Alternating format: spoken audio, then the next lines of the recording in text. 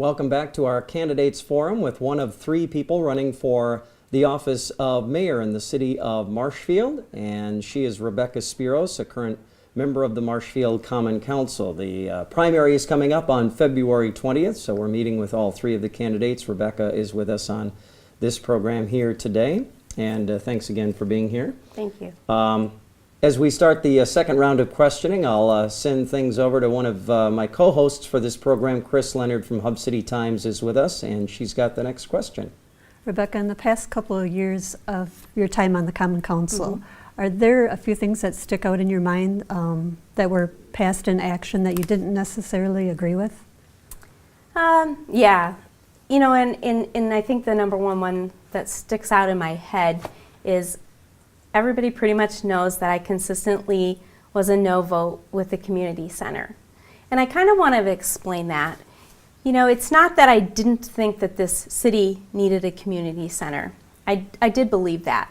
But the Common Council passed a budget resolution that stated we would spend $1 million and not a penny more.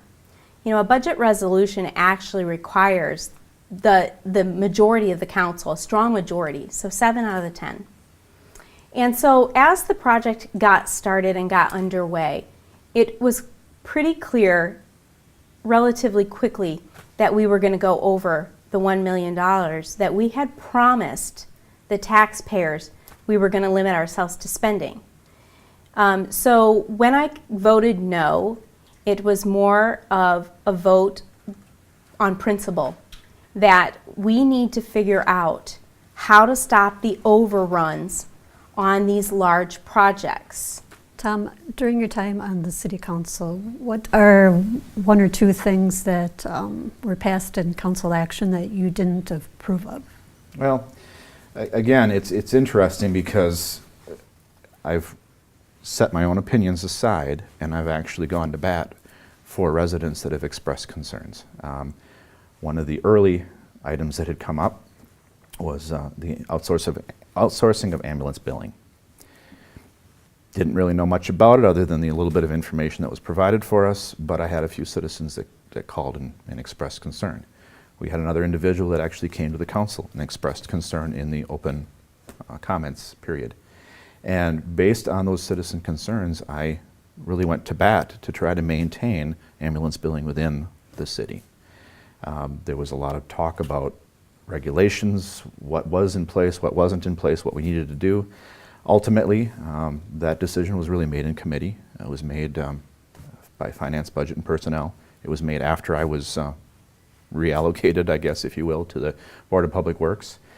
But the decision was made to give it a try, and so now ambulance billing is outsourced. So that's one of those areas, and you know, when it passed, it kind of hurt. Not, again, that it hurt me personally, because I didn't really have a lot of stake in the game at that point, but it hurt that I wasn't able to provide what those citizens had requested of me. A couple of other things. We've got this this new contract coming up, and as people are going to start seeing either in their mail or have seen online, I'm sure, the garbage pickup is changing. So rather than, you know, what's been the case for decades, putting out my garbage can, putting out my recycling bin, putting out my garbage that way, we're now going to these auto-collect cans. I again had older citizens that I represent who expressed some concern with how that was going to affect them, and I pushed hard in the Board of Public Works committee to try and at least get another contract, at least another few years with the status quo, if you will. The company that currently collects was going to raise the rate significantly for us to maintain what we had, but there was another company that had bid that actually would have been slightly cheaper, I believe, than what we're currently paying, and it would have eked up. I mean, it's just the way it is. It is labor intensive, and it would have eventually cost more, but we could have at least maybe gotten a contract if we'd have gone with another company. Ultimately, again, committee decided we're going to go with this contract with these pre-decided garbage cans, and so that's the route we're going with that. So again, it's one of those things where I felt as though in some ways I had maybe failed my constituency because I wasn't able to make that happen for them. I guess the other thing that kind of comes up, and it's a little bit of a hot topic, Winslow Family Plaza. I was one of only 2 individuals that had actually voted against that. Unfortunately, with only myself and another alderman voting no, it did pass. I had a lot of concern coming from, again, residents. We just talked about roads, a lot of concern of why are we building this plaza and not fixing roads. And so, again, my concerns had to do with citizen concerns. My concerns had to do with the fact that the parking study showed that that 2nd Street corridor, if you will, is the area of most need for parking, and now all of a sudden we're taking what was originally planned to be an expanded parking lot and we're now creating a plaza. A concern about no specific plan for how to program that particular venue. I understand now that things are underway, that that plan is moving forward and they are going to have some money set aside and a coordinator potentially that will oversee that. But those are a lot of things that I, again, was a little bit concerned with, and so that was something that passed. And I really hope that I am wrong. I really hope that it does turn out to be everything that it is. But, you know, again, as a representative of my constituents and people expressing a concern with that, it was something that I feel I kind of lost. Did have some successes. I mean, not everything I tried to accomplish failed, but those are, I guess, the ones that kind of sit with me the most. Bob, can you name 1 or 2 things that were approved in council action in the past term that you didn't necessarily agree with? You know, this isn't you're getting a lot of information about it, but the new park that was put in, that was approved. A lot of it was donor money. I think the park really could be a great place with the right planning. But of course, people out here in Marshfield are going, wait a minute, we have a lot of parks and our roads are really, really bad. I'm an advocate for building up downtown, so I can see the need for the park.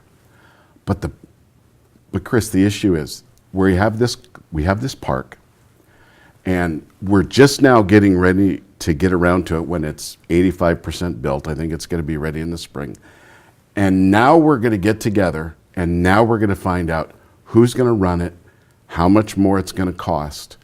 That really should have been done before the first shovel was shoveled.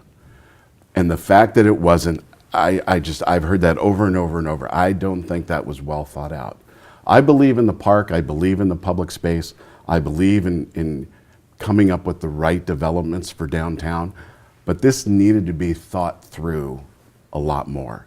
Because now what's going to happen, unfortunately, is with the funding that was just went through, now they're going to start looking for somebody to come in to take this over, which is going to, or actually to begin it.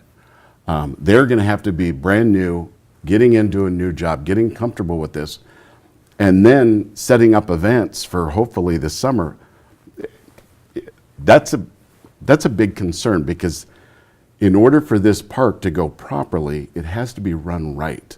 I think we're getting a very late start on that. And so that's something I just don't think that everybody thought through.